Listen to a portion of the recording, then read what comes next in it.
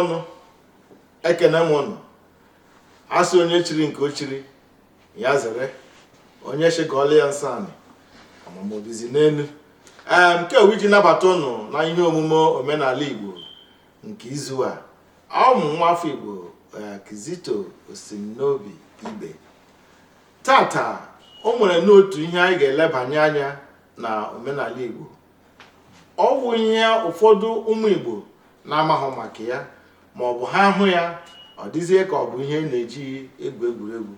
Mana tupu ma aga n'iru ịkọwapụta ihe anyị ga-atụle tata, achọrọ m iji ohere nabata ofu nwa amadi nwanne ya ga-anọ tapie okwu na ihe omume nke taa. Biko Igbo na-ege m ntị, achọ m ka nnabata nwa amadi Ichie Udoji Achebe Okosisi n'Ogidi. Onye ọma Kizito, ekene m Igbo mma mmanụ. Ndị Igbo njem ọnụ achọ m onye chiri nke o chiri ya zero na ụsụ gbana ha n'ọjị ọ bụ ozekwenụ nwa. Dịka anyị na-emebu eme tupu anyị amalite ịkọwa ihe omume anyị ga-ebu ụzọ nabata ụmụ Igbo ndị na-ege ntị. Nnọ mana ihe Igbo ji anabata ndị ọbịa wụ ọjị. Tata omenala Igbo enwe na ọjị. Nnụkwara na nzu na ya bụ ọjị. Biko anyị ga-eji ọjị ka anyị nabata onye ọbịa anyị wụ Okosisi n'Ogidi. Okosisi. Onye ọma Kizito. Nwanne m asị gị na ọjị eze biko na eze n'aka. Igbo nnọma na nzu wuo ihe eji anabata mmadụ anyị were ego na nzu. Ka esi eme ya n'ala Igbo wụ ị ga-aka n'uke ichiri ahịa jichi onye chiri nke o chiri ya zere onye nwe ya rie na ụsọ gbana ha n'ọjị ọ bụ ozekwenụ nwa. Eke, Oye, Afọ, Nkwọ,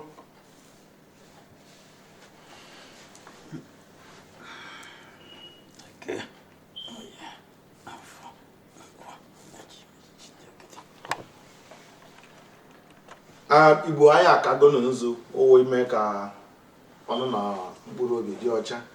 Okosisi anyị enwego n'onye bụ ọjị. Ịma na izu ole ma ole gara aga ịbịakwa na ihe omume nwa nabatakwara gị gaa ọjị. Tata ama m na ọ bụ na ebe m ka ị nọ ọ bụ ihe omume m, mana ana m asị gị ka ị gụọla ndị Igbo ọjị taa. Onye ọma Kizito, ndị baịs bụ na ọkụ agụ nwata n'aka adịrị elegbu. Ekene gị n'ọjị. Igbo ekene m ụlọ. Ana m asịkwa nke onye chi ya zelu ngwa onye ji eko ya akwanarụkwana ya. Chi na-emere Igbo ife ya na-emekwala anyị ife. A sị na anyị ga-adị nọ Chukwu ga-edebe anyị ebe anyị zonyere ọkpa mma. A sịkwa n'obodo anyị bata ife ọma dị ya sowekwa anyị ajọ ife dịkwa n'obodo. Anyị sịkwa n'ogologo ndụ na-arụ isi ike ka anyị na-ayọ ebe ọbụla anyị nọ maka na onye dị ndụ dịka ndị mmadụ si ekwuzi kịta n'ọkụ ya bụ onye gbara onye nke izizi ozi na ọ ga-adịkwa ọ na-ayọ mma. Igbo mma mmanụ daalụ. Osisi n'Ogidi nke ị gọrọ ka o rere.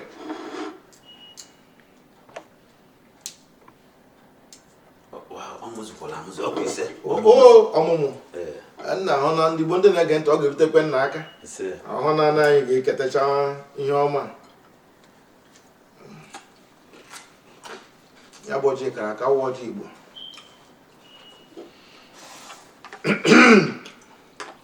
Igbo ndị ọma asị na akụ ikiri ndị mmụọ aṅa ntị. Orugonu ma anyị ga-eji akọwa otu ihe ụmụ Igbo na-ele anya mana amachaghị ụmụ uru ọ bara n'ala Igbo. Nnole anya na mmalite anyị kara nzu n'ala. Ọ bụ ihe gbasara nzu. Gịnị bụ nzu? Gịnị ka Igbo ji nzu eme? Kedu uru nzu bara na ala Igbo na omenala Igbo? Ọ ya ka mara ezi oyi m na nwa Igbo ji eme ọnụ Udoji Achebe oge atụle taa. Okosisi anyị akala anya bụ nzu. Gịnị bụ nzu? Nzu bụ akụrụngwa ọ ife Chukwu ke anyị na-amarọ ka o si bido mana o nyere anyị ya onye anyị uche anyị ji wee ghọta ya etu anyị si wee nabata etu anyị si wee nabata ya nzu bụ ife si n'ife si n'ala pụta anyị wezie dịka okwute ma okwute ife ndị ọzọ ma ife ndị na-enye mmanụ ma ndị otu ya nzu bụ otu a ka o si n'ala pụta nke a bụ nke Chukwu nyezila anyị kpọọ onye afa anyị ji aga bikos na etu ọ dị etu o si dị ọcha ka esi afụ ya na etu a ka obi mmadụ kwesịrị ịdị etu a ka mmekọta mmadụ na ibie kwesịrị ịdị ife eji nzu eme riri nne ma fa niile bụ sọ ngosi na ezigbo obi na obi dị ọcha dịka nsi wee na-eme ka ịghọta nzu bụ ife Chukwu wepụta anyị ife anyị ji eme riri nne mana nke kachasị mkpa nke bụ isi afọ wee kwaba okpu isi sekpụ ntị bụ na-eji anabata mmadụ gosi obi ọcha onye bịa be mmadụ wepụta nzu wee tọọlị ya gosiri enye ya ji ezigbo obi wee nabata ya onye akpa anabata wekwanụ nzu wee kakwa gosiri ya ji ezigbo obi wee bịa ya ka ndị Igbo ji atụ inu si na ọbịa be mmadụ abịagbunu ya ọya anakwa ana ka mkpụkpụ ya pụrụ ya n'azụ so ife eji nzu eme riri nne dịka ndị dibịa si ekwukwu jikwa ya aba na mmụọ maka mgbe dibịa bara nzu n'anya ọ chụọ aja etu o kwesịrị isi wee dị maka ọ na-agwa ndị mmụọ a na-agụ ya ọ na-afụzi ife ndị ọzọ na-ada afụ ife ọzọ eji nzu a na-eji ya edozi arụ eficha arụ ọ na-enye aka ọ nwere ka arụ ya abụọ dịba n'ife na-eme n'afọ a na-eji nzu iwelu nzu lachaa taa ọ na-enye aka ịbịakwa n'ife dịka igosi obi aṅụrị ọ bụla ebe a mụrụ nwa tupu enwee ife a ụmụ nwaanyị na-akpọ kịta uchi aba na-ete n'iru a na-akpọ pawuda tupu enwee pawuda ọ nzu ka ndị be anyị ji mere pawuda onwe ife a na-eme mesị etesi anyafụ n'iru ọ na-egosi ụmụ ife dịgasị a na-agosi na enwere obi ọcha efugie so na ife anyị ji nzu eme riri nne onye ebe ọ bụla eweta na nzu a na-enye anya bụrụbụrụ nke a na-aka na nwere ife ọ na-egosi nke ete n'iru nwere ife ọ na-egosi ifukwe mmadụ ebe a na-ote nzu n'anya baa nzu n'anya mmanụ onwe ka o si wee ọnọdụ ya si wee dị so na ọka ife anyị ji nzu eme riri nne na ịlụzie na Igbo ịma na Igbo na-asụ n'onu na o nwere ka ndị si eme nke mana akwakwa ụkwala ọ bụla ofu ife nzu na-egosi bụ obi ọcha na obi aṅụrị nkọwa ga-amaka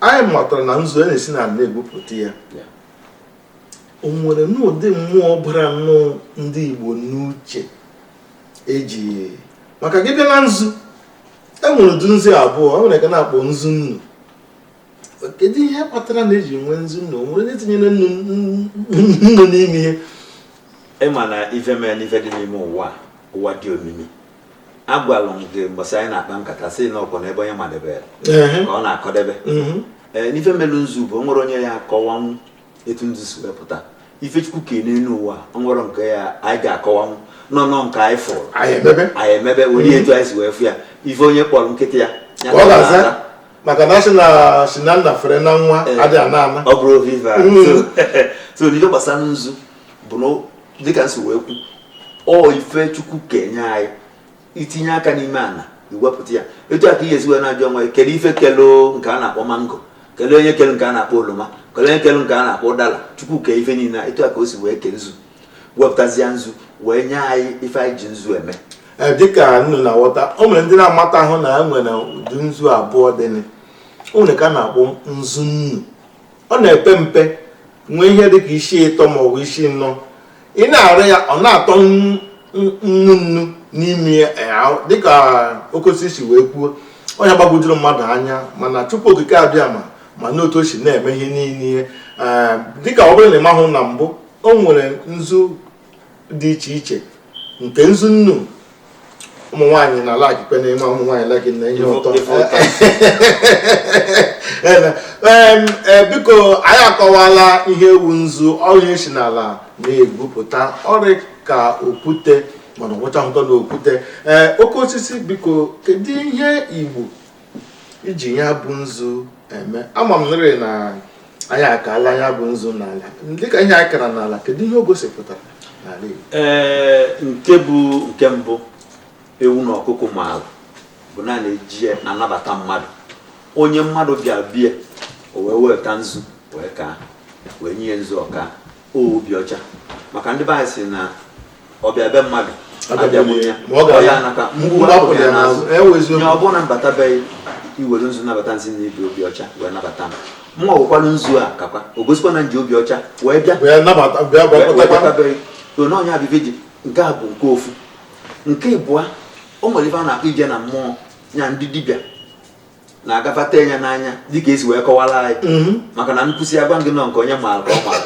ịghọtago ya na fata enya n'anya maka na sị na dibịa te nzu n'anya ọ gala agba afa ịghọtago ọfụba mmụọ so na fata nzu a n'anya fa afụba mmụọ a na-ejikwa nzu achọ mma achọ ụlọ mma mgbe a na-ete ụlọ ete o so na ụdị uri a na-ete ete nke ojii ete nke ọzọ bịakwazi ya tee ya bụ nzu nke ọcha o wee na-egosi iji wee dozi ụlọ a na-ejikwa nzu ọ bụrụ ọgwụ o nwere ndị na-ata atabịa okozizi asịrị m ka biko anyị ga-adọbiri ya ka anyị gaa n'ọdọ ahịa anyị bata anyị laghachite azụ anyị amalite ebe anyị kwụsịrị biko ọha na eze anyị ga-enwe nwe obere ohere ka anyị baa n'ọdọ ahịa anyị Igbo ihe omume omenala Igbo nke eji akụzi asụsụ Igbo na omenala Igbo na-egosikwa ihe mmemme dị iche iche na Houston na mba ofesi ebe ị ga na-ekiri ya bụ ihe omume bụ na YouTube channel na Zen Global Entertainment.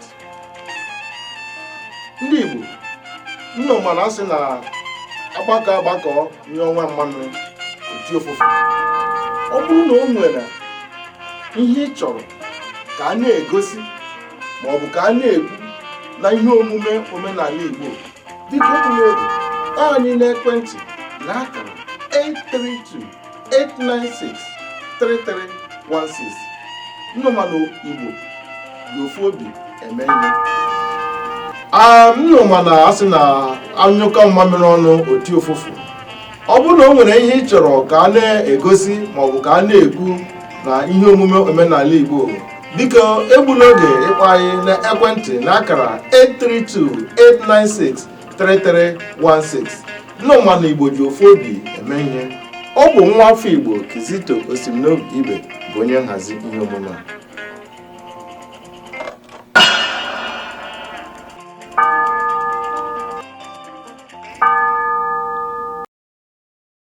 Igbo bụ Igbo anyị na-anabatakwa n'ọzọ na ihe omume omenala Igbo nke taa ihe a na-atụle wụ nzu na ala Igbo onye mana ya nọ na-atapịa ya bụ okwu bụ Maazị Ichie Udeoji Achebe Okosisi n'Ogide. Okosisi tupu anyị eje ezumike ịkọwagala anyị uru nzu bara otu esi eju nzu ete agba eme ihe niile biko nwere ike ya dịka m si ekwu a sị gị na nzu ife ọzọ ezikwa eme na-ejikwa ya na-eme dịka ọgwụ maka na o nwere ka o si abịa ife na-eme mmadụ n'afọ ọ na-alacha nzu na-ata ya ata ọ na-enyere ya aka iji wee mee ka ọ wụchaa anya arụ a na-eji nzu achọ mma arụ maka na etemete isi ụmụ nwaanyị na-ete n'iru nzu bụ nke anyị nwebu ya na uri a na-etinye n'iru o nwere ife ya bụ omete nzu ogosi obi aṅụrị like ọ bụla ebe amụrụ nwa ewepụta nzu tee mgbe a bifo nke ụmụ nwaanyị na-etezikịta a na-akpọ pawuda tupu pawuda apụta ọ nzu bụ pawuda anyị ihe i kwuru chetara m mgbe anyị na-eto na ebe anyị ebe anyị si pụta ọ bụrụ na nwaanyị nwunye nwa ya maọbụ nwa ya nwaanyị nwụọ nwa ebe ọ lụrụ di ihe ga-eji amata na o ritere ọmụmụ bụ ote nzu n'aka ekpe ya ọ na-eje ahịa ihe ụmụ nwaanyị bi ege na-ajụ ya wụ nwaanyị ọ mụrụ onye mụrụ nwa n'ebe gị o kwesịghị ịdị agwa onye ọbụla amụrụ m nwa eritere m nwa ma naanị nzu ha o tere nke pụtara na nzu na-egosi ọmụmụ eleka ị na-ekwubu ebe a mụrụ nwa ị na-eje ileta nwa a mụrụ ọwụ nzu ka a ga-ewepụta ije ebe ikuru ya bụ nzu ị na-arachasị nzu wụ ọmụmụ nzu wụ na-egosi ihe ọma nzu na-egosi obi ụtọ nzu na-egosi mmemme obi aṅụrị so nzu adịghị akpa oke nzu dị ka mmiri ọ dị akpa oke ọ na-eyi otu o si dị ọcha, ọ bụ otu esi che na onye ọbụla na-ara nzu na obi ya ga-adị ọcha, na obi ya ga-adị aṅụrị, na ọ ga-enwe obi ọjọọ ebe mmadụ ibi ya nọ dịka isi ekwu. Mana ịkọwatala anyị ihe niile nzu gosipụtara n'ala Igbo. Anyị maara na mgbe ochie dịka oge ekeresimesi, a na-eji nzu ma a bi n'ụlọ aja, a ga-eji nzu tee agba, techa ebe niile, na-enwu ka papapapapapapapa, ebe niile na-ama mma. Nke gosiri anyị ife ụka mụ na gị si wee dị ka nzu obi anyị adị ọcha, ọ bụ otu ka nzu gwa ife ụka nzu si wee dị, ọ bụ ka mụ na gị si acha. Ndị Igbo, nzu bụ na-egosi aṅụrị, nzu na-egosi obi ọcha. Onye ọbụla na-eme ihe ọjọọ ekwesịghị ịra nzu. Nke ọzọ ịkọwakwala anyị bụ na nzu na-ejikọ mmụọ na mmadụ. Nzu bụ ihe ndị na-afụ na ife na-afụkwa n'ọchịchịrị iji na-eme ka ndị mgbe ochie, ndị ichie, anụkwa m n'ụdị ka, mana ama m na ndị Igbo chi na dibịa tee nzu n'anya, ọ gala afụ mmụọ, ọ gafụzi mmadụ. Biko ọha na eze nna ahụghị ya. Ọ wụ okwu nzu ka anyị na-ekwu taa, uru nzu bara, ihe eji nzu eme n'ala Igbo. Isiokwu anyị bụ na nzu na-eficha anyị ma n'ime mmụọ anyị ma n'ọnụ ọrụ anyị. Dịka anyị na-emebu, anyị na-asị na anyị na-ajụ ajụjụ na mgbe ọbụla anyị na-eme mmemme omenala. Ajụjụ nke anyị ga-ajụ taa bụ gịnị ka Igbo na-akpọ silin? Gịnị ka Igbo na-akpọ silin? Ọ bụrụ na ị nwere azịza ya, biko ịkpọ anyị n'ekwentị na akara 832-896-3316. Chetakwa na ebe ị ga na-ekiri ihe omume bụ na YouTube channel na Kizen Global Entertainment. Jem ebe ahụ, tụọ ebe a tụrụ subscribe, ibinye aka ebe ahụ ka omenala Igbo na-agbasa. Omenala Igbo ka a ga na-eji akọwata omenala dị iche iche, na-egosikwa ihe mmemme. Nwa gị na-agba akwụkwọ, ị na-emepe ụlọ, o nwere ụdị emume dị iche iche ị chọrọ ka egosi na omenala Igbo, ịkpọ anyị n'ekwentị n'akara 832-896-3316. Anyị ga-alaghachite n'azọ, anyị laghachite ezi ọzọ. Biko onye ọbịa anyị nwere ga-agwa anyị ofu okwu ma ọ bụ abụọ tupu anyị apịachie ụbọchị taa. Si n'ogidi, biko dịka anyị na-abịa na njedebe ihe omume, ndị ihe ị ga-agwa ndị Igbo ndị na-ege anyị ntị? Onye ọma Kizito, daalụ. Igbo ndị njem ọnụ, ndị nwe na ndị nwe, ana m asị unu daalụnụ. Unu aghọtago from ụbụba anyị kpalị tata na nzu abụrụ ajọ ife, na ife nzu na-egosi n'ala Igbo bụ obi ọcha ka nzu na-egosi. Nwegazia ife ndị ọzọ dịka anyị si kọwa eji eme. Anyị bịakwa n'oge ọzọ, anyị fụkwa okwu ọzọ tụpịpụ ya ọnụ. Ọ ga-adịrụ na anyị mma. Daalụ nọ. Igbo ndị mmadụ egere anyị ntị tata, anyị na-ekele ọnụ dịka anyị na-abịa na mmechi na ihe omume omenala Igbo nke taa. Echefula na ihe anyị tụlere wụ ihe gbasara nzu. Gịnị bụ nzu na kedu ka Igbo si were nzu na uru nzu bara na omenala Igbo? Ana m asị gị, chetakwa na ihe ọma mere nwanne gị enyere gị obi ọjọọ, ihe ọjọọ mekwene nwanne gị enyere gị obi aṅụrị. Tutu ruo mgbe ọzọ mara anọ ga-anọkọ ọzọ, ọ Maazị Kizito Osimnobi Ibe na-asị unu ka emesịa.